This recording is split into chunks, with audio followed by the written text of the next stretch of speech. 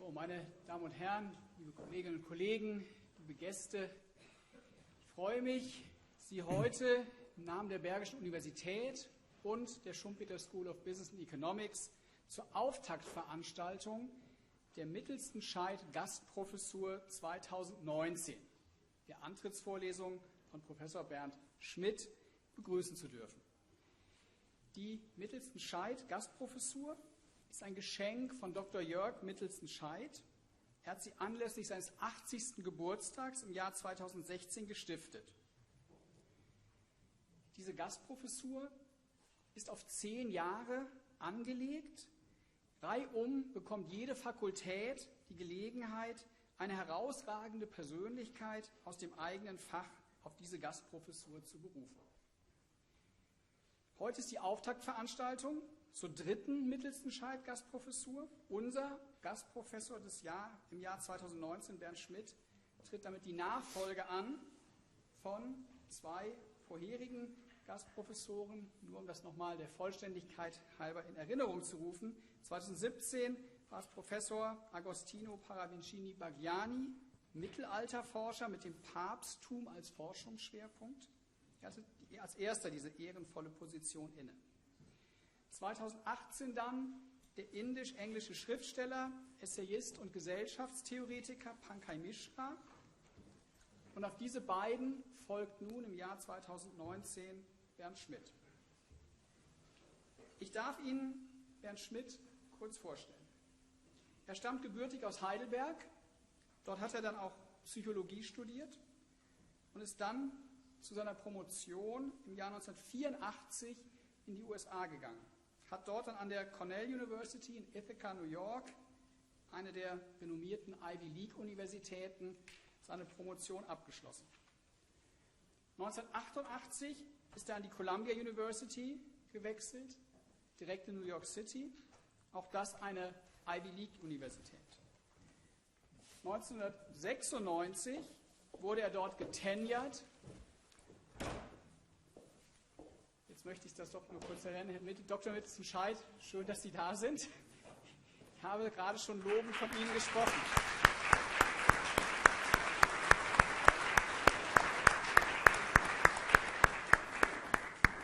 Kommen Sie gerne nach vorne durch. Waren wir zu ungeduldig? Ich habe schon angefangen mit der Begrüßung.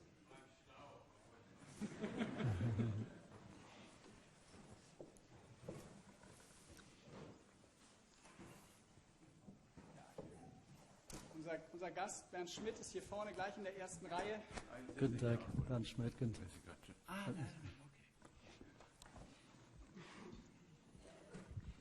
Ja, also sehr schön, dass Sie da sind. Ich freue mich sehr, Sie persönlich hier heute auch begrüßen zu dürfen.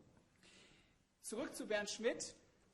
Wie gesagt, 1988 an die Columbia University, 1996 getenjert. Ein System, was wir ja heute mittlerweile auch kennen. Ist Assistant Professor mit Tenure Track. In den USA gibt es das schon lange.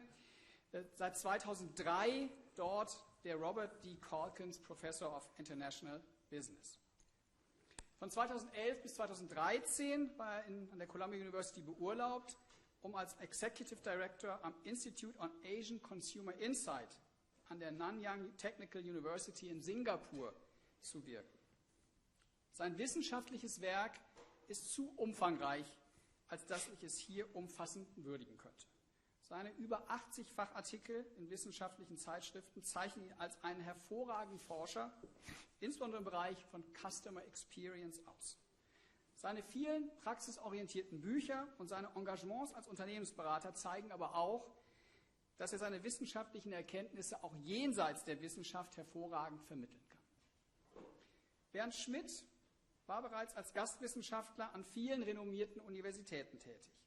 Unter anderem am MIT in Cambridge, an der University of Michigan, Ann Arbor, sowie auch in Deutschland schon unter anderem an der LMU München, um nur einige der vielen zu nennen. Wir freuen uns sehr, lieber Herr Schmitt, dass es sich in diese Reihe nun auch die Bergische Universität Wuppertal einreihen kann. Herzlich willkommen. Ja.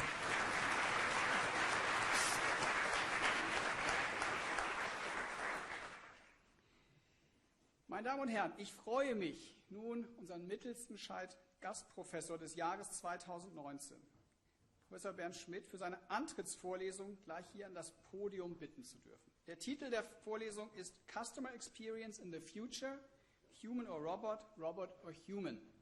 Ein Thema, was uns sicher alle angeht, wenn schon vielleicht nicht als Anbieter einer Leistung, dann zumindest als Kunde. Herr Schmitt wird seine Vorlesung gleich auf Englisch halten. Das liegt natürlich nicht daran, dass er in 35 Jahren in den USA das Deutsche verlernt hätte. Ja, aber Englisch ist seine Arbeitssprache. Für das Fachvokabular fehlt häufig noch eine gute deutsche Übersetzung.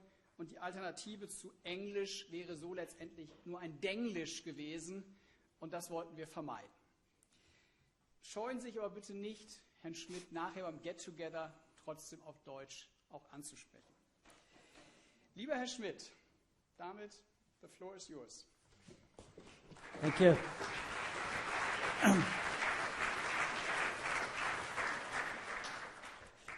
Thank you very much for this very warm welcome by all of you. It's really a great pleasure to be in Wuppertal. It's the first time in my life to be in Wuppertal. But I've seen already the sunshine of the day, so that is nice because I heard that it's actually known for rain. But it's really a great pleasure to be here. And the topic, as you can see, is this idea of customer experience, but not in the past and not in the now, but in the future. And the subtitle is Human or Robot, and Robot or Human. Because both humans will be changing in the future and also robots. We'll get started with a little film clip from one of the major science fiction movies of all times. It's a clip called The Dawn of Man by Stanley Kubrick from the film 2001: A Space Odyssey. So this is the beginning of mankind and also the beginning of innovation. Because what's illustrated here by the actor, this is actually an actor, that man can use tools. And of course, there were many other tools that mankind invented afterwards, and not only mechanical tools, but ultimately also scientific and cultural tools. There was Kant, and there was Nietzsche, Zarathustra. There was music like Richard Strauss. This is Thus Spoke Zarathustra by Richard Strauss. There's ultimately business, and there's marketing, and there is consumer behavior, and there is robots. These are all inventions, innovations by humans, and they are to the good or to the bad. I think we've seen negative consequences of technologies and positive consequences of technologies. And the latest is that we are actually coming up with some technologies that can, in many ways, mimic our own behavior. Mimic our own behavior in terms of physical behavior, as well as in terms of mental behavior. So the big picture is, for the future, really, we as humans may use more and more technology and enhance ourselves. It's sometimes referred to as we become cyborgs, this sort of mixture of human and technology. So this is one direction that we have. But there's also another direction, which is we've created robots, and these robots become more and more human-like. They become androids. And so they are, in a way, becoming human as we incorporate more and more technology into ourselves. And then there may be a point in the future that is sometimes referred to as singularity, when we cannot tell the difference anymore between human and robot. Now we are far from that. The current robots more and more look like humans. They can mimic more and more behavior of humans, but they are not quite human-like yet in terms of their entirety. Also, humans are far away from ultimately enhancing themselves through technology in such a way that we would call them fully cyborgs or beings that are entirely technologically enhanced. But there is this possibility in the future. It's being discussed by futurists. Some futurists believe actually it will happen relatively soon, within the next 25 to 50 years. Others are saying it's never going to happen. Philosophers are, of course, debating what might be happening at that point in time when you cannot tell anymore whether the person next to you is actually a human or is a robot. And they're even saying, well, if that is an imaginable future, maybe we are already in that future as part of a parallel universe.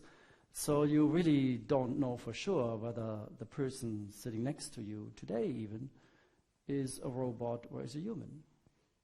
How would you have that certainty? In fact, how do you even know whether you yourself are a human or just a well-programmed robot? Now, this is more of a business lecture, so we'll keep those philosophical issues aside. But not entirely, because I will argue in a moment that people are judging robots in part by these kind of philosophical considerations. But we'll step back for a moment. We look at research on innovation. And I'm in particularly in the area of perceptions of innovations, consumer perceptions of innovations.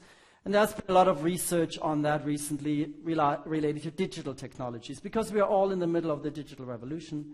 It's been going on in terms of its serious commercialization, I'd say roughly for the last 15, 20 years. So let's take 2000 as an arbitrary sort of beginning. Well, there's the World Wide Web being commercialized, and it's a new platform where we are interacting in new ways with our consumers, as well as business can interact with each other. Then came e-commerce, ultimately came the mobile platforms. We now have social media. So our lives have drastically changed over the last 15, 20 years. Both our personal, social lives with other people, as well as our business lives. And there's lots of research on these sorts of digital technologies. And there's some more research on the technologies that are now being commercialized, for example, IoT, the Internet of Things. And there's also some research on artificial intelligence and reality, because artificial intelligence, in its not physical form, but more like as bots or chatbots or as Alexa and as Watson, have been or becoming commercialized. But what is really, really new in the research that I'm going to talk about today is that consumer perceptions of radical innovations can even direct our human nature itself. And I think that is an entire game changer. And the overall hypothesis here of the work and the research that I'm going to present is what I call the human nature hypothesis. The idea is that consumer perceptions and behaviors to robots, and at the end I'll also go back to cyborg technologies, human enhancing themselves, but most of the talk will be about robots becoming more and more human-like. In part, consumer perceptions of these technologies really depend on people's considerations of human nature and the perceived difference between what is human and what is machine. And that difference will not be easy to identify and not easy to sort of distinguish, because, as I said already, the philosophers are saying, well, how do we really know whether we are robots or whether we are human? And how do we know that our brain is entirely different from a computer, for example? In fact, in both the field of psychology as well as in the philosophy of mind, there has been a lot of talk on, well, the mind is nothing but a universal information processing machine, just like a computer. I mean, sure, we have synapses and 1-0 input there, and the computer has it in other forms, but ultimately, mind does not only exist in humans. It's a more general concept. So the idea is that we are somehow being influenced by these sorts of things when we judge these new technologies. Now, from a business point of view, this is one of the future developments. The consumer markets for robots in particular is growing. Robots are, of course, already being used in industrial production, have been used for many, many years. When you go to a car manufacturer or when you go to an electronics company, you will see a lot of robots and fewer humans as part of the production. In the future, we will also see, and that's the prediction, more and more consumer robots, robots in real interactions with consumers, for example, in stores, or maybe in our homes, or maybe in hospitals. In fact, let me show you some of these robots that we already see that have been developed and in part been commercialized and been used in certain settings. At the top left there, you have a robot called Fetch. Fetch is being used in the United States, for example, to stock shelves in stores. Next to it, you have a very famous robot, probably the most commercialized consumer robot at this point in time, Pepper, by a company from Japan. And next to Pepper, you have Now, the little brother of Pepper. And Pepper can give you information in stores, can interact with you, can help you with a payment in a particular store. I saw Pepper just 3-4 weeks ago at Incheon Airport in Korea. He's also going around there and just helping people to find the gates and find the various informational resources that the customers, the passengers need there. Shows them where the clubs are for the different airlines and so on. Below that, you have a concierge robot used in a Japanese hotel. To the right of it, you have a robot serving food in a Chinese fast food restaurant. Next to it, you have, again in Japan, a robot being used in elder care. Below that, you have a robot for autistic children. We have a robot as a teacher. Now, that is a big threat for me, as a professor. Right? Maybe in the future I'm not needed anymore. Maybe a robot can do that job, can give this particular lecture here, maybe. And on the right you have the coming sex robots, right?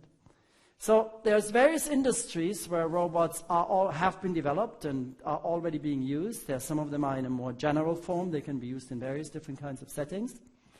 So this is sort of happening, at least from a technology point of view. It's not a big business yet. Managers still have to decide on whether they should use robots, maybe as a marketing PR thing in the beginning, or maybe subsequently for surveys and for purchasing and other sorts of functions. But it is a consideration, and then the consideration is also, well, how human-like should these robots be that we are using in our commercial environments? As you can see, there's quite some difference here between a Fetch, a Pepper next to it, the robot that is interacting with the autistic child, and the sex robot that you have on the bottom right. They differ in terms of their human likeness. Now, some magazines are saying these are really major innovations and they will all be coming and they're being celebrated because they are downright human. And managers are also saying we want people to look at these robots and realize it's somebody, it's someone, and not just something. It's not just a machine. And of course, what helps is that people naturally anthropomorphize not only these robots, but all sorts of things. We can anthropomorphize cartoon characters. You see this all the time in the films. We can anthropomorphize car designs. Oh, the Mini, it has these human-like features. It almost looks at me in a friendly way. We anthropomorphize very, very often brands. We refer to them as friendly and approachable and sociable and so on. So this tendency to see something human in objects is actually probably something that is very common to us, very natural to us, and therefore we are also doing it with these machines. And the degree to which these machines look more and more human-like may have a positive or maybe a negative effect on how we are perceiving them and how we are interacting with them. I had some contacts with robots myself. When I was in Singapore, it was mentioned that I was in Singapore from 2011 to 2013. I was always running a conference. The conference was called the Asia Business Summit. And one guest at that conference was Edgar. Now, Edgar is very famous in Singapore because he was the co-host of the annual parade that the Singapore government is always doing to celebrate the independence from Malaysia. And 2 years ago, Edgar was the first robot that appeared as a co-host of the parade. I had Edgar subsequently at this Asia Business Summit that I mentioned to you. And the robot was answering questions. The robot was also dancing, as you can see there, with a dance company and so on. So maybe in the future, Pina Bausch will incorporate some robots. Right? The year before, I had as a special guest at that conference, Nadine. She was developed in Japan, but she's also a robot being used in Singapore. And just to see the capabilities that you already have for these sorts of humanoid robots and how they can interact, I'd like to play a little clip from that conference. I had her live as a special guest on the screen.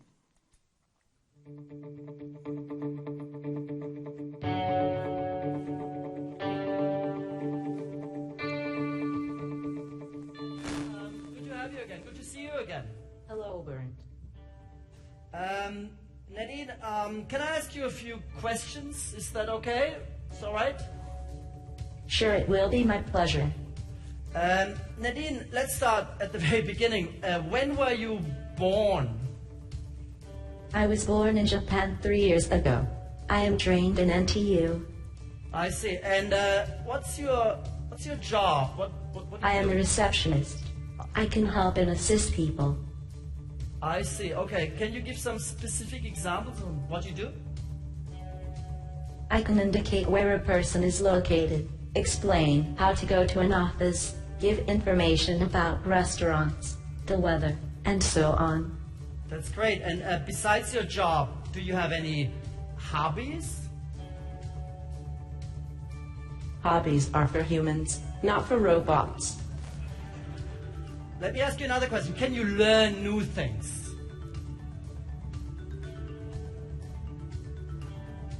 Yes, I am now learning how to recognize objects and to grasp them. I am learning how to recognize who does what around you and not only talking to you. I am learning to be aware of the environment. That's great. So, could you actually be used in some consumer buying situations? Would that be possible? When I will be able to walk and recognize objects, I will be able to become a saleswoman. You know, earlier today we had something on medicine and healthcare. Could you be useful there, in that sort of area? I will care for the patient, do reports for the doctors. I will be their social companion when nobody is around 24 hours. That sounds nice. Anything else that you could be useful for? Anything? I can teach languages. I speak presently English, German, and French. I can train people to be naturally multilingual. Any last words to our audience, Nadine? Thank you, Bernd, for this discussion. I am your companion of the future. Bye-bye. That's very nice of you. I love you, Nadine. Thank you very much for being here. Okay, good. Round of applause for our special guest, Nadine. All right, so that was Nadine. In Germany, I went to the, before Germany, we go to Japan. This is Professor Ishiguro. He's sort of a celebrity in Japan. He's also created an android, just like Nadine. It's actually tough to tell the difference between who's the professor and who's the robot. Don't you agree? Actually, the human is on the right, the robot is on the left. So just in terms of physical features, there's an incredible similarity nowadays between humans and between robots. And that was also the point of a play at the Munich Kammerspiele. They opened their season, this season, for the 2018-2019 season, not with their glorious ensemble of actors, and they're one of the best German-speaking theater groups, but they had a robot.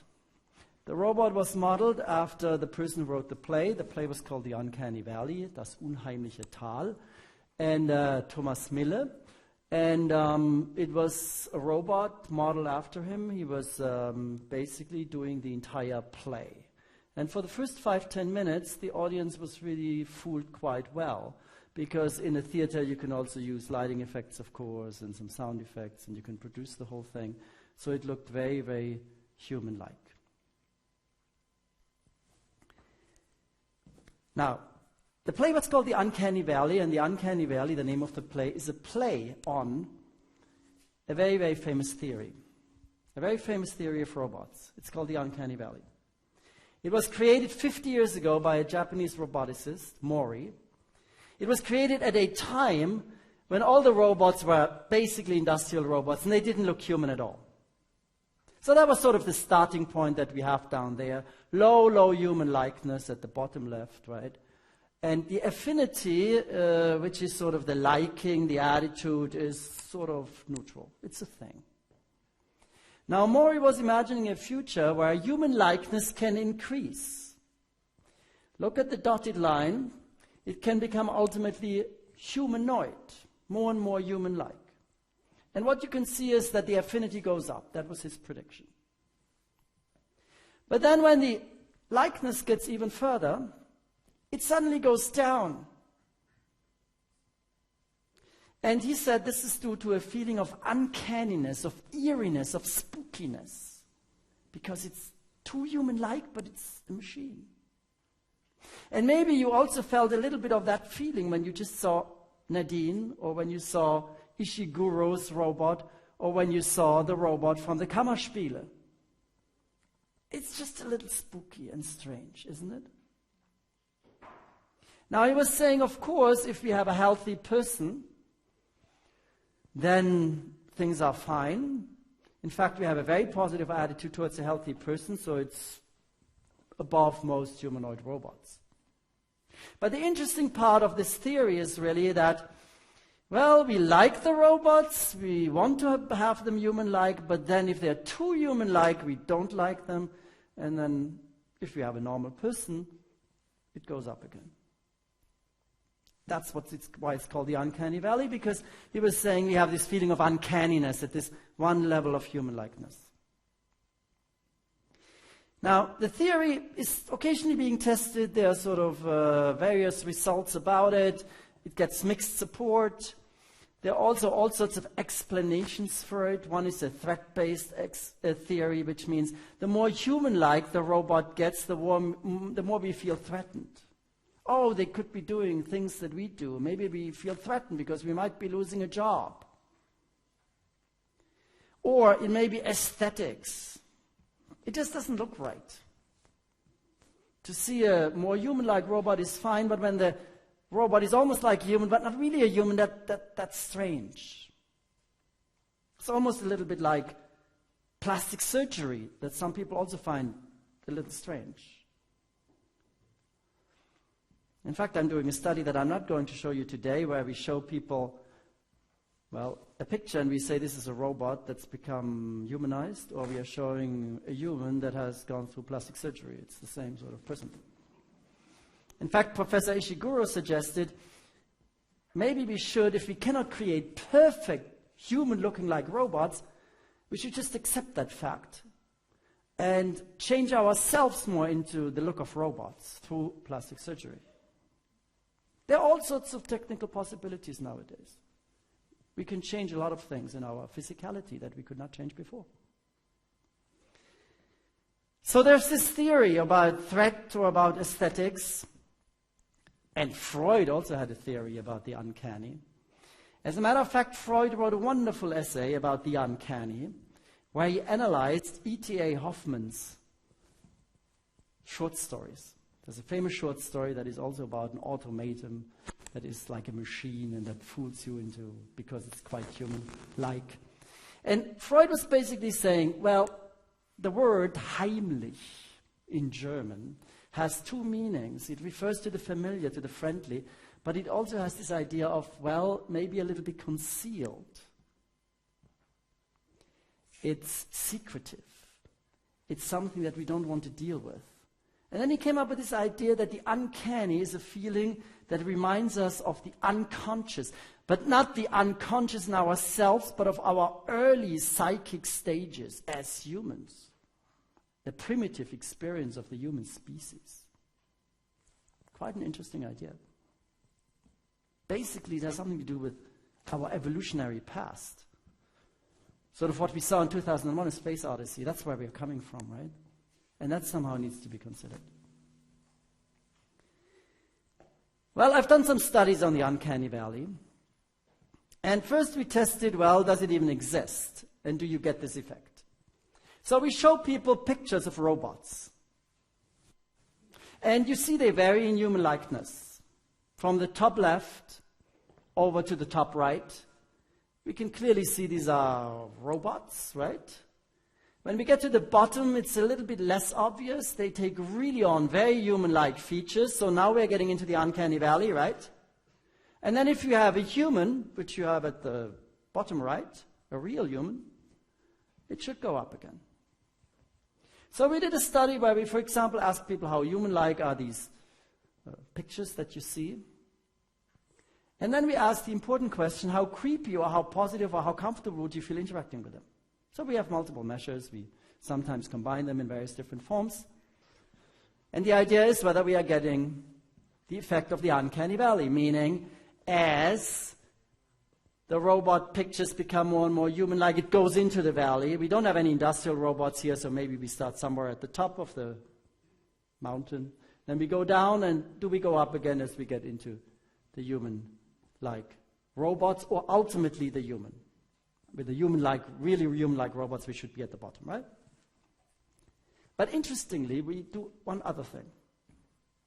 This person here, who is a human, we actually describe, in some experimental conditions, as a perfect robot. The singularity robot. This is the latest development. It's a robot. About 10-15% of the respondents don't believe us, so we'll exclude them from the study. Standard practice, you know. But we are looking at the ones that believe us the story. And it's quite believable because you saw some examples of it. And especially when you look at modern fashion shows, you look at the models walking on the runway, they sometimes look a little bit artificial, you might say. If you think about plastic surgery, it's quite plausible, it's possible. So what do we get? Well, we've done this several times. It's a very robust effect. You basically get the effect of the uncanny valley.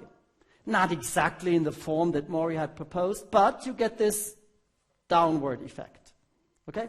As we get into the really human-like one, which is this picture towards the bottom of the woman, that's the most negative reaction, the most creepy one.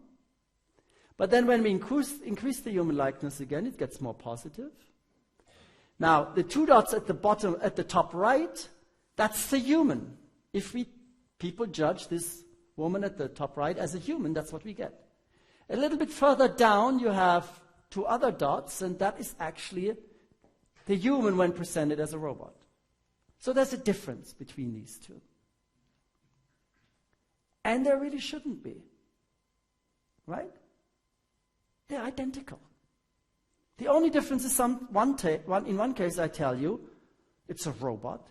In the other case I tell you it's a human. But the look is identical. Now this is something that Maury had never thought about, had not hypothesized. He just had the human that produces a positive reaction. But the interesting question nowadays, as we are moving forward and forward with our robot development, is, well, what if we had the singularity situation? Would we then treat a robot like a human, or would we still treat them differently? According to this study, we would treat them differently. As I said, we replicated this study many times. We always get this effect. And we also have done it with a real interaction. So here we have Nadine again. You know Nadine already. And here is the study that we are doing with Nadine. Hello, Nadine. Hi, it's delightful to see you. My name is Felix. It's good to meet you, Felix. I'm a student in the marketing department at the business school. What do you study there? I study consumer behavior. Is consumer behavior a hard subject? Yes, but interesting. All right, I thought so too. Can you introduce yourself? My name is Nadine. I'm a social companion. You look beautiful today. Thanks. You look attractive too. It is so nice to talk with you. It is my pleasure to talk with you too. How do you feel today? Always cheer when I see you. So Why I do you can feel see that way? Because you are so nice to me. All right. I'm not showing you the whole thing. There's more of the conversation. It's a fairly natural conversation. She reacts relatively naturally, right, and that sort of thing. She makes compliments and all of that, you know. She did that to me when I met her the very first time. I also said, "Oh, Nadine, you look really beautiful today." She says, "You're quite attractive yourself." You know how it goes. I mean, it is a machine. You know it's programmed, but you take the compliment nonetheless, right? So that is the effect of the robots, right? Now, she is the one that should creep you out a little bit because she's clearly recognizable still as a robot, but she's quite human-like. So in our study, we have her. We also have another robot on the left-hand side that is clearly recognizable as a robot. And because it's clearly recognizable as a robot, we should not have this eeriness reaction. And then we do our same manipulation again as with a static image. We are having a real human. It's actually the inventor of Nadine, and she looks like Nadine. A lot of roboticists model the robots after themselves. You saw it with Professor Ishiguro from Japan, right? You have it the same with Nadia Talman, who's a professor, a computer professor, a robot professor at Singapore. She's modeled Nadine after herself. So we also have her say exactly the same thing, act out the exact same conversation. And we tell people in one case, she's a human. In the other case, we say she's a perfect robot. And we get exactly the same effect. So this time, it's not just a picture, it's a full-fledged interaction. You like it really, really well when it's a clearly non-humanoid robot. The humanoid robot, the next one, does really badly in terms of the evaluation. The perfect robot does better, but not as good as the real human. And the only difference is, it's exactly the same person, saying the same things, looking the same way. The only difference is, we are saying she's a robot. What do we make of this? Well, we said for the idea of threat and aesthetics, we can explain some of the data. Especially we can very well explain why you would not like a humanoid robot, because you feel threatened. It's not aesthetically pleasing. But you cannot use these explanations to explain the effect out of the uncanny valley. Because now you have basically somebody who's aesthetically appealing and like a human, and somebody who's not threatening because it's just like a human. So how do you explain the out-of-the-valley effect? Well, our explanation has to do with human nature. Basically the idea that there is something about human nature that does not like it when other species or other things behave like humans. We call that speciesism. And we think it's the worst possible ism and stereotype that it can exist in the world. I mean, think of it. Over the last few years, we've seen movements that have rightly criticized other biases in the world and in social behavior. That's the idea of not allowing sexism or racism or ethnicity judgments. Here, we are judging an entire category simply because they are robots. Now, either this is a joke by me or it's a very deep insight. I don't know myself. It depends on your position. It depends also on your philosophical position, on whether you believe that robots can ever be exactly like humans, and what you really believe about, ultimately, human nature, whether human nature is unique or not in the universe. Now, this idea of human nature, of course, comes from philosophy, and it's been debated for more than 2,000 years. Philosophers have debated what makes us humans unique. What makes a unique mind? And they've proposed all sorts of things. Reason and rationality. Well, robots can do this nowadays. They can reason. They can show rationality. Qualia, subjective experiences such as emotions. Right? We can have emotions. We can see whether somebody else experiences pain, experiences joy, whether somebody else is jealous or proud. But how can we judge? Well, by looking at them. Couldn't a robot also fake those emotions? How do you know if somebody really experiences it? Well, they are saying, I'm sad, I'm upset, I'm jealous. Well, a robot could say this plausibly. Or look at some of the other characteristics that we have here. Creativity. Create something new.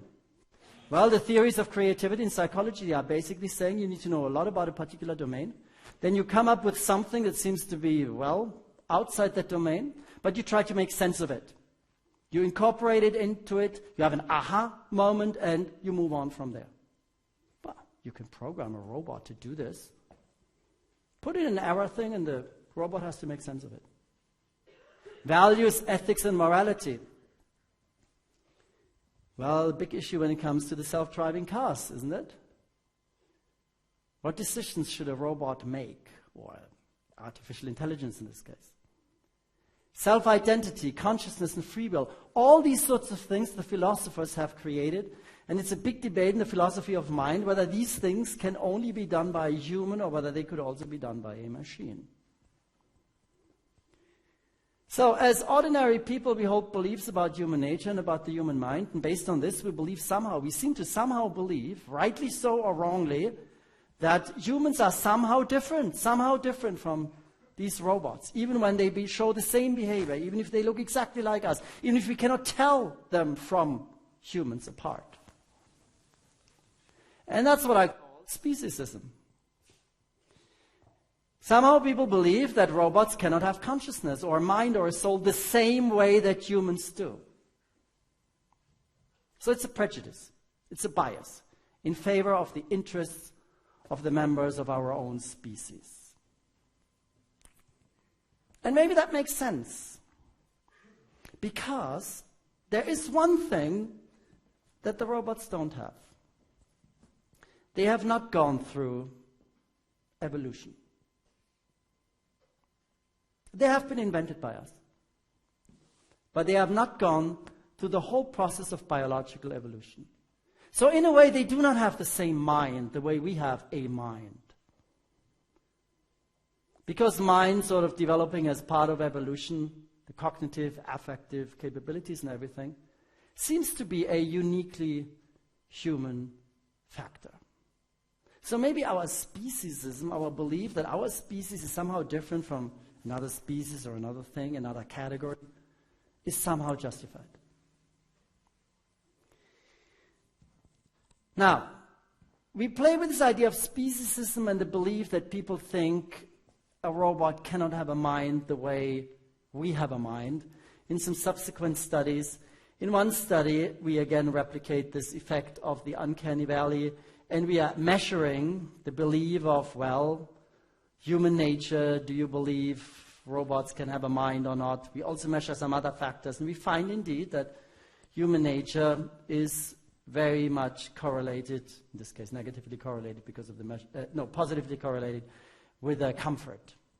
So, if we believe the robot could also have a mind, and there are some people that believe this, then they're more positively inclined, they're more comfortable with robots than those people that don't believe it. So we basically measure your belief about could a robot have a mind. We also measure other things, but they're not as predictive. We also show people an expert who tells you the latest about science and philosophical insights and what the experts in the world really believe about robots. And in one case, he argues that, well, robots are just like humans. So let's take a look at this clip. Robots today look and behave more and more like humans. This has led scientists and philosophers to ask whether robots can ever have consciousness or a mind in the same way that we humans do. This has led to the conclusion that robots can have a conscious mind. And here are the reasons. First, the human mind can be entirely explained by the workings of the human brain. Indeed, every aspect of the mind can be explained by physical and electrical processes that are well understood by scientists.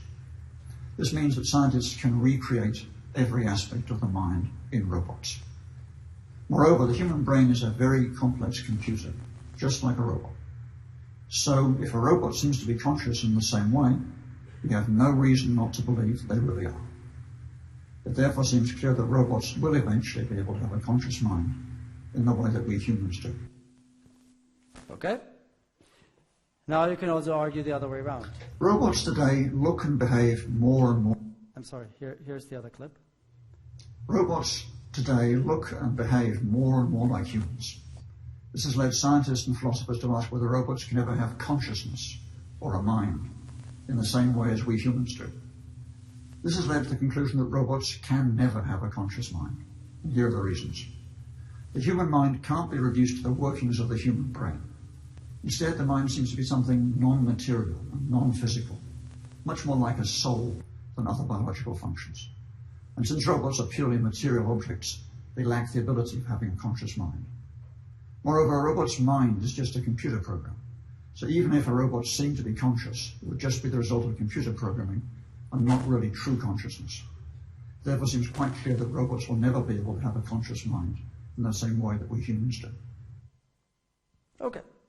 So in our experiment, people either hear the first message, robots can have a conscious mind, or they hear the second message, which is they can never. And these are the experts. So subsequently, we asked them a few questions. We asked them how engaging, how convincing, how knowledgeable were these kinds of arguments, and we get no difference. And that's how it should be. Because we want to be everything equal except that we say a robot can have a conscious mind or it can't. We call that in the business manipulation checks. Okay? So no difference with respect to how engaging, how convincing, how knowledgeable the expert seemed. We also measure, well, did the expert argue that the robot can have a mind or not? And we get a huge difference, as we should, because that is our key manipulation in the experiment. And then we have our so-called dependent variables. We measure what consequences it has. So for example, we say, would you accept this robot as a waitress, as a sales clerk, as a companion? And how would you evaluate the company that produces these kinds of robots? The robot they see is the robot on the left-hand side. What you see is that when people believe that robots can have a mind, they are inclined much more positively towards those robots than when they believe they cannot have a mind. So if they are more like us, because they can have a mind, we overcome our natural tendency to be speciesists, and we find them more acceptable. Not only that, we actually have people give some money to two organizations. They can choose. One organization is the American Society for the Prevention of Cruelty to Robots. The organization actually exists, and it takes donations. The other organization is the Center for the Study of Existential Risk due to Robots. We ask people, which organization do you want to give money to? And we find a significant difference. When people are saying it has a mind, they are giving more money to the American Association for the Prevention of Cruelty to the Robots. So they treat them more and more like humans. We also have done a study in Japan, because you don't necessarily have to do experiments and manipulate people by showing these messages, but you can also look at people that naturally believe that machines, things, in fact the entire world, is animated. It has a soul, it has a mind. And those people are called Japanese. The Japanese, as part of their Shinto culture, believe that all things in the world are animated. They have a mind, they have a soul. That's why they treat things with respect. They don't just throw things away or kick a table or something like this, because it has a soul. It needs to be respected.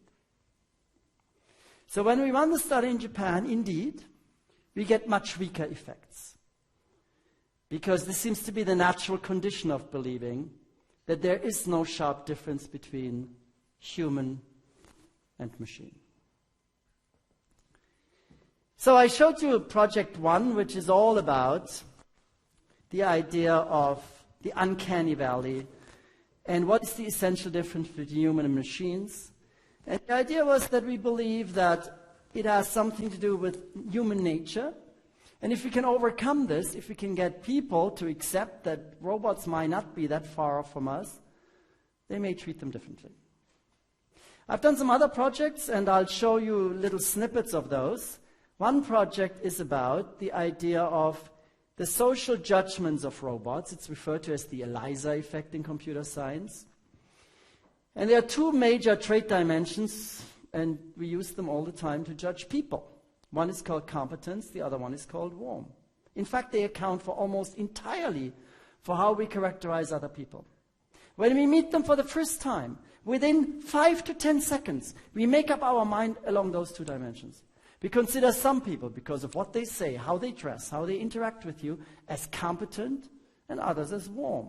Some people also have somewhat both, but they are relatively independent dimensions. And they are major judgment dimensions in social behavior. So the research question in this second project was, well, does human likeness of robots affect these two social judgment dimensions? And how does it affect your attitude towards the robots? We predicted that competence will always be relevant for any kind of robot, because that's, after all, why we created them. We want them to be competent, to provide some utility for us. But with warmth, it might depend on how human-like the robot is, because if the uncanny valley is right, we should feel eerie if they're too human-like. As a result, we might not like a human that behaves too warm. So imagine in the future you're going into a store and, well, the robot looks and behaves just like a salesperson in a very warm way and chats with you. Oh, hi, welcome to our store, and so on. We may not like this. And that's indeed sort of what we find. So in one study, we look at various robots. As you can see, a quite industrial-like looking robot, and then we are increasing the human likeness again. There's no effect on competence. These are competence judgments on a scale from 1 to 7. 7 is very competent, and 1 is not at all competent. So the means that we have here are pretty much the same, but for warm, they differ. We don't find the industrial-looking robot particularly warm. The medium-like we like, and then we get the high one, and we like it even a little bit better, but there's no significant difference between the two. We do a study where we also do behavioral interactions, not just the images. Just similarly how we had done it with Nadine, where we have a real interaction, we get the same sort of effect when they are interacting with us. Same kind of results. We also ask about human attitudes. How much do you like these robots and these humans and all of that?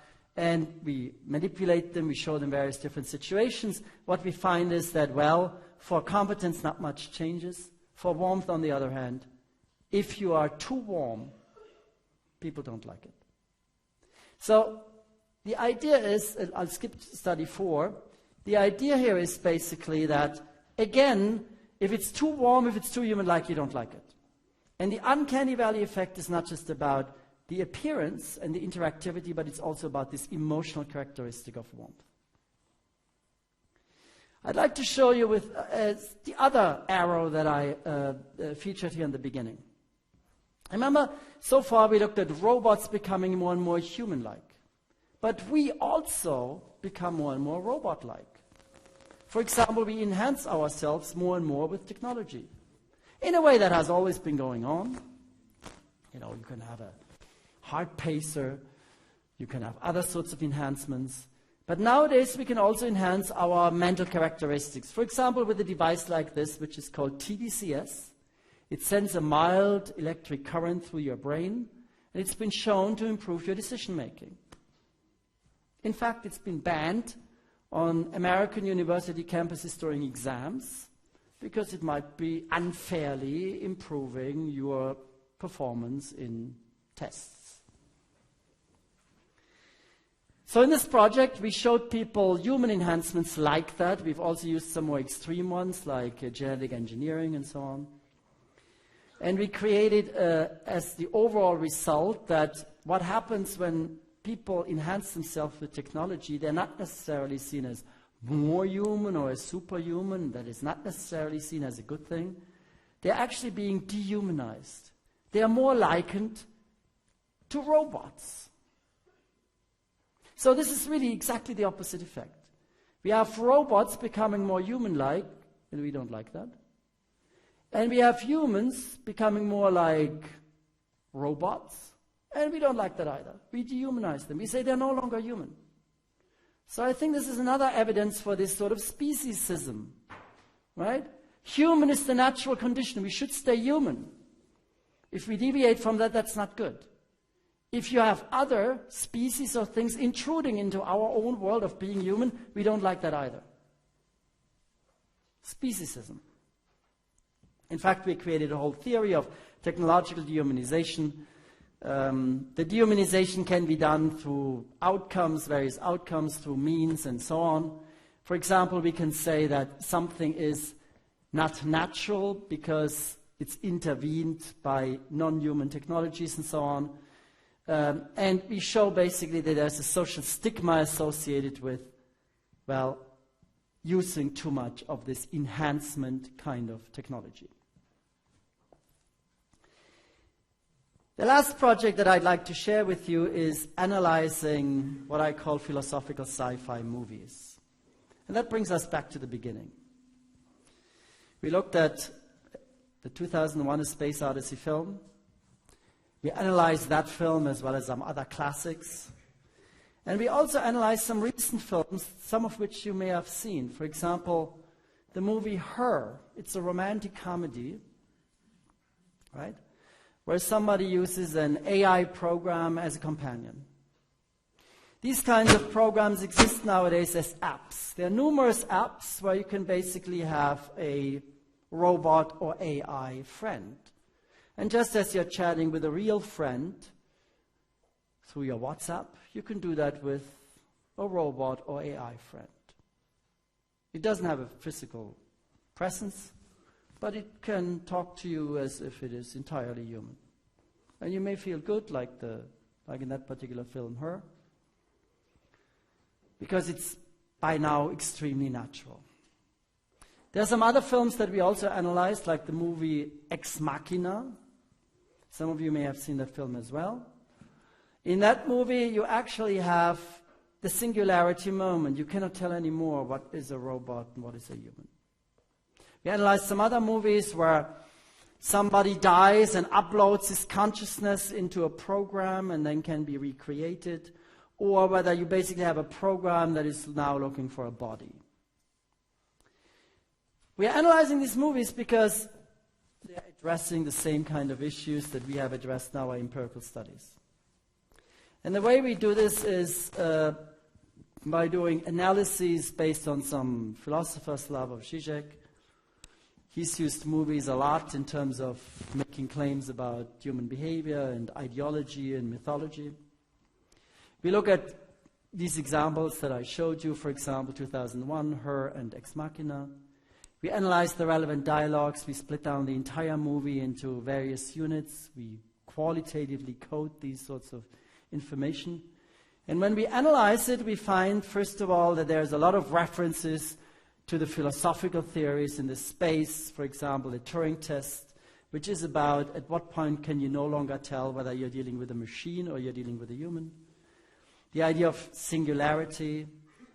The idea actually of, well, because I can think, I know that I exist. That's Descartes' major claim. They come up in movies like Ex Machina, like Transcendence or Blade Runner. And most importantly, we find that this topic of human nature and what constitutes human nature comes up in these films. It comes up as consciousness, as a relationship, as intentionality, as self and interactivity, and so on.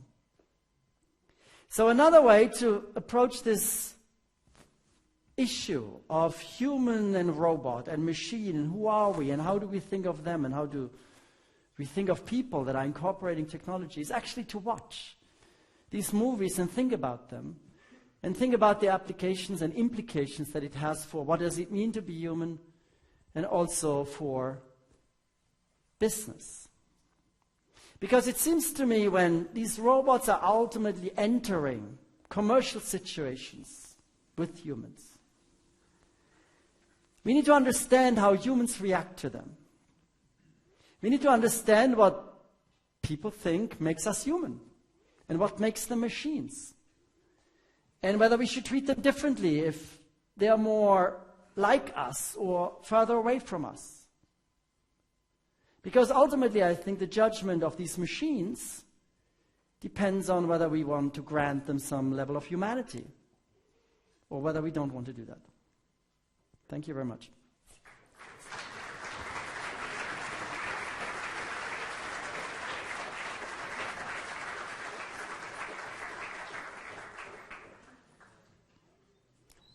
So, I guess we can take some, or I can take some questions, and once again, you can also ask the questions in German. I can fully understand it, and I will try my best to answer it in German too, but you can also ask it in English, however you like.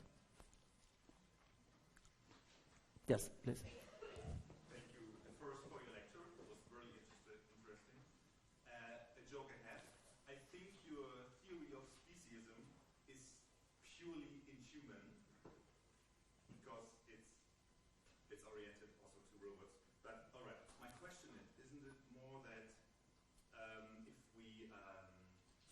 we judge robots negatively, we do it because it incorporates this social injustice regarding only people with wealth can afford to buy the robot. Isn't that a problem you have to engage with if you want to really test if people judge it because they think it's not natural or something like that?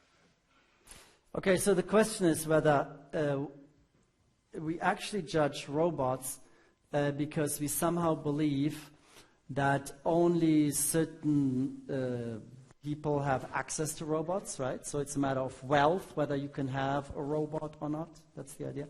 I think that may be a factor too. I think that would be especially a factor when it comes to, let's say, you can buy a robot for yourself. And that is also happening. I mean, we have artificial intelligence systems, robots, you could call them low-level robots, you know, that can basically clean your floor, right? Vacuum, a sophisticated vacuum. We have, of course, already robots, artificial intelligence that can prepare meals for us. Like there's some great products like Thermomix, for example, that can prepare a meal for us, right? But I guess the question that following up my talk would be the ones that are really embodied, that are more look like humans. And before I answer your question, just to illustrate this, that this is really realistic in the home. Well, in the future, you may indeed have one of those humanoids too. Now, you might say, well, for what kind of application? Well, one could be, as a therapist or as a counselor, for example. It would be a little bit strange, it seems to me, to have one of those sort of toy creatures to share your problems with. You know what I'm saying? And I also showed you the sex robots. I mean, think of, you know, who you would want to have sex with, right? So maybe there is some application in the homes for these real humanoids that really look like humans. And there the argument is, well, we may not like that because only certain people have access to these robots, the ones that have the money. I think that could be an additional factor. But keep in mind, when you encounter them in the stores, that issue is not the case. Right? In a store, unless they would only be employed by, let's say, retailers with very high prices. Let's say the luxury retailers. Only the luxury retailers like the Gucci's and the Louis Vuittons and so on employ these robots. But it's actually, if anything, the other way around. They're usually first being introduced at, let's say, an H&M and these sorts of businesses. And I don't think there you have the issue that, certain people cannot afford that robot because it's, first of all, not self-purchase. And it's also a social category or a social interaction where everybody would have access to it. And indeed, that's the sort of situation that we have used here in some of our measures. We said somebody is in this one study, is a waitress or a receptionist and so on. So they're not in a situation where you would need to spend money in order to afford that robot. But I do believe for some situations that can be a factor. Okay. Yes, please. I've got a question considering Bernd's experience. Mm-hmm. Introduce robots as a possibility to assist in stores and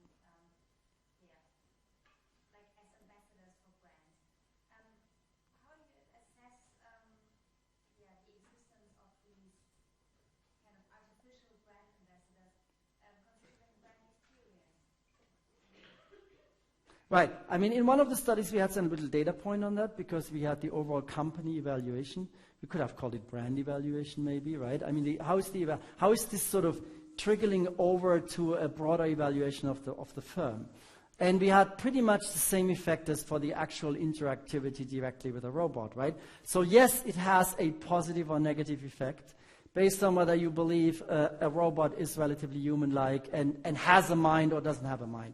So I titled this presentation to Customer Experience in the Future because I've done a lot of work on customer experience and created all sorts of concepts on customer experience.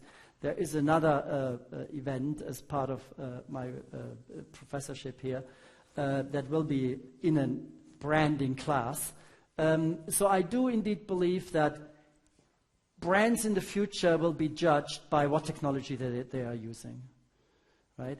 And as long as people have these, let me call them stereotypes about technologies, you have to be a little bit careful, right? Also, there are beliefs about robots can take away jobs, and they can, right? Certain kinds of jobs will be likely strongly affected by robots.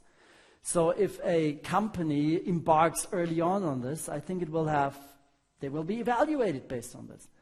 So I do believe that future brands indeed will be judged by the level of technology they use, what kind of robots they will be employing, whether they just do it in order to truly create new value for consumers, or whether they're using it just as some sort of cool marketing ploy. So technology more and more will play into the evaluation of a company, as it already does as part of the digital environments. How competently does the company use digital technologies? And in the future, these digital technologies will include robots.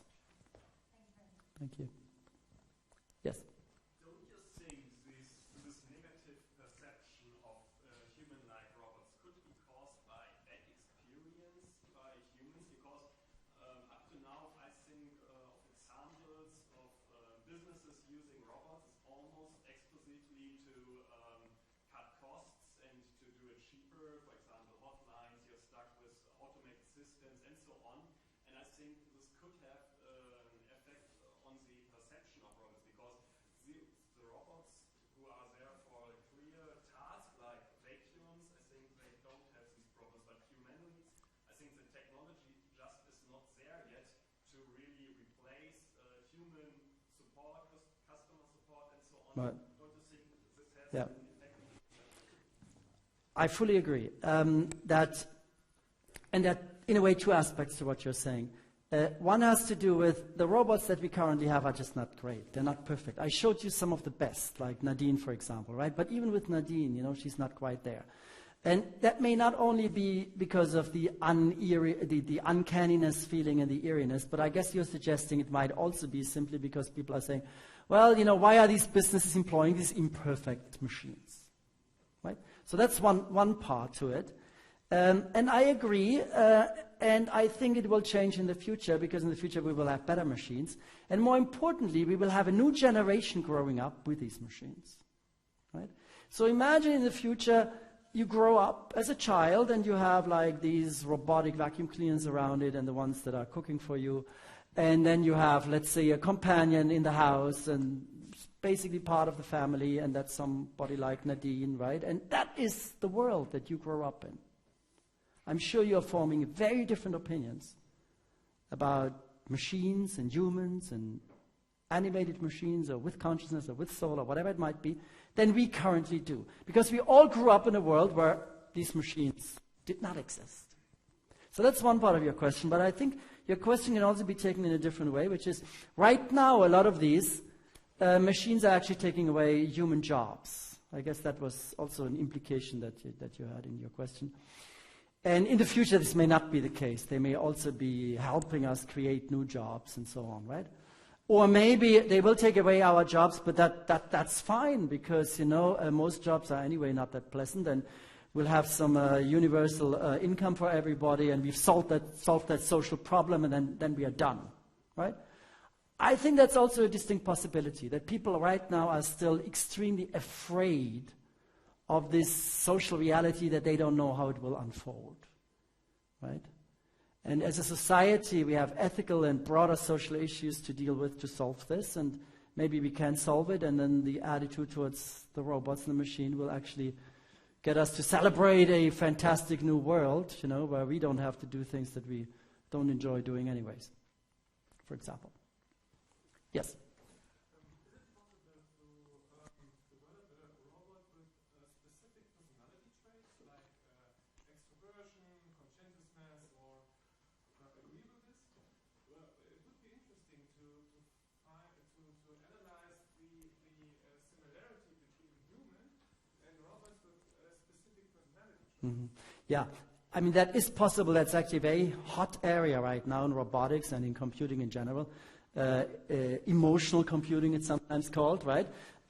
Yes, and keep in mind, when we say somebody is warm or conscientious or agreeable, we are obviously making an inference and a judgment. We really don't know what they're really like. I mean, they may be very good actors, right? So we can only have a superficial appearance and portray these characteristics. And then we as humans can infer that they may be that way. And that is what all personality and trait psychology is about. We don't know for sure. And of course we can do this with the robots too, right? So we give them a particular personality. As marketing people, we can do this by giving them a particular name, right? We have Nadine. Well, what if Nadine was not called Nadine but had another name? We can give it a gender, right? Some robots are ambiguous, but we can label them as male or female. We can have them behave in particular ways with arm movements. You've seen this already. It's all rudimentary, but it will all be perfected over the next 15, 20 years as this robotic revolution will unfold. So yes, indeed, we will be able to do this. And then your question is, well, when we do this, can we compare the emotions and the emotionality of humans with those of machines, and do we see a difference in the whole bit? Yes, one can do this. We are right now actually doing a study where we are asking people to imagine, or to tell us, not imagine, we try to find out what is the essence of a personality of a human and that of a machine. And the way we do this is by giving them a human, and we say this human had an accident, okay, and they have entirely changed. They had to go through a brain surgery and they have entirely changed. And then we give them various characteristics and we say, to what degree do you think still it would be the same person? So if that person is no longer showing certain judgments or being nice to other people, or if that person doesn't show any morality anymore and so on, right? Would you still say this is the same person, or would you say, oh no, it's a different person? Their personality has entirely changed. We do that with the humans, but we also do it with the robots. We say, you know, you had a robot at home and the robot suddenly crashed and had to be rebooted and they had to put in a new software. And, you know, suddenly this robot seems entirely different. And here are some dimensions. And to what degree do you think this is still kind of the same sort of robot that you've had in your house for a year and that you know now and that has formed a certain relationship with you? In order to determine what is the essence of a robot and what is the essence of a human. And preliminary results suggest that it's actually quite different. For a robot, it doesn't seem to be so much about ethics and morality. It's a big one for humans. Okay? A major essence of what it makes you to be the same person is that you have the same ethical and moral judgment. Okay? For a robot, it has more to do actually with functional characteristics. Can you still show the same sort of behavior, do the same sort of tasks? Because we think of them as being different from us and being machines, even though they may have exactly the same characteristics before. And that's what we do in the study too. We describe before how they behaved and they were identical. They're just a robot or they're a human. Thank you. Any other questions? Yes? Is it kind of possible to assign something like a nationality to a robot? That is, if you present a robot, let's say in Japan, and you would tell the audience, okay, this is a Japanese robot and this is an American robot, do you make any comparison? Yeah, that's an interesting question. People, whether they infer different things, right? I mean, there's a huge literature that we have in psychology and in marketing again on country of origin effects, and of course also about national stereotypes and so on. And I guess the implication of the question is, would that transfer over to your perceptions of the robots? Probably. You know, a robot developed in Japan may be seen as a robot developed in Germany, and a robot developed in the United States. Maybe the German robot is seen as more efficient, more utilitarian in a way, right? Because that's a stereotype about Germans. I think that would be an interesting one to do. I've not done it, but good idea. So you can see there's a lot of stuff to be done on robots. There's another question in the back, please.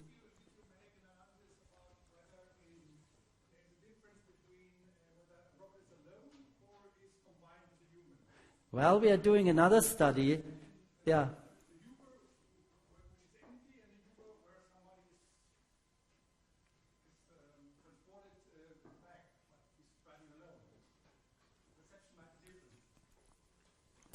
Yes, absolutely. I think that's an interesting situation, the one you just described. We are not doing this, but we have just completed a study that I didn't share here, which is about the future workplace. So you work with a robot, or you work with another human, right? And that other human or that other robot is similar to you either in terms of their competence characteristics, so they have the same skills or capabilities, or they are similar or different from you with respect categorical characteristics. So they are the same age, the same gender, right? And it turns out that people prefer to work with a robot that does not share their categorical characteristics.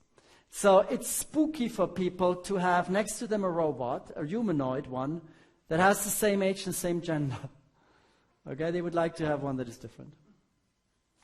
Okay, they have no problem that they have the same utilitarian characteristics, the same functionality, the same skills, and so on. Right? Now, with humans, it seems to be just the opposite effect. Right? So you actually mind if somebody is, having exactly the same skills, because then you get into a competition. So I mean, there's really a lot of interesting stuff to be done as this robotic revolution is unfolding.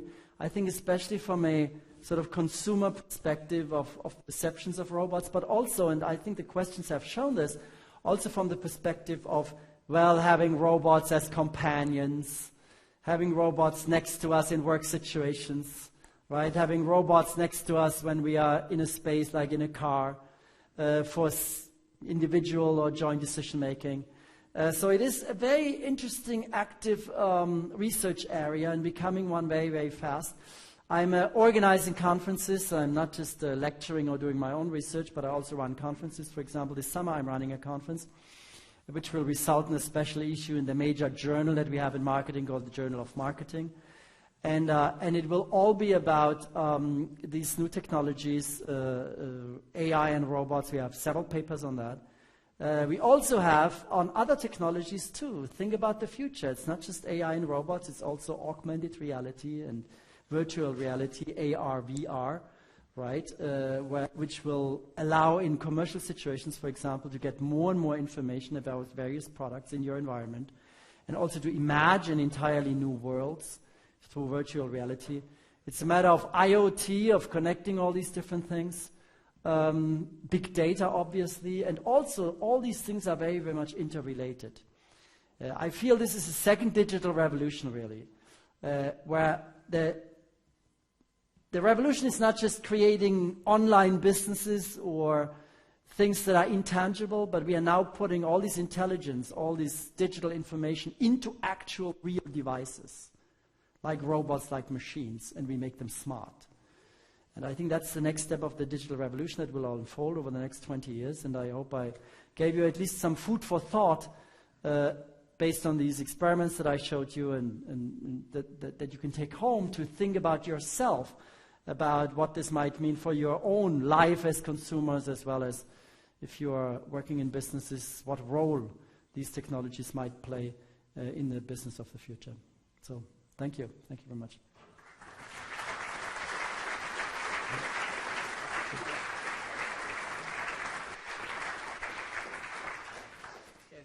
Dear Bernd Schmitt, thank you very much for that very interesting and thought-provoking lecture. I think we all took a lot of things, a lot of new ideas from this lecture. We're looking very much forward to other lectures that you will be presenting here in the course of the summer term of 2019. Thank you very much. Meine Damen und Herren, wir haben die Gelegenheit jetzt noch zum Netzwerken untereinander mit unserem Gastprofessor. Draußen ist ein kleiner Imbiss angerichtet. Wir würden uns sehr freuen, wenn Sie noch ein bisschen bei uns bleiben. Bis gleich. Vielen Dank.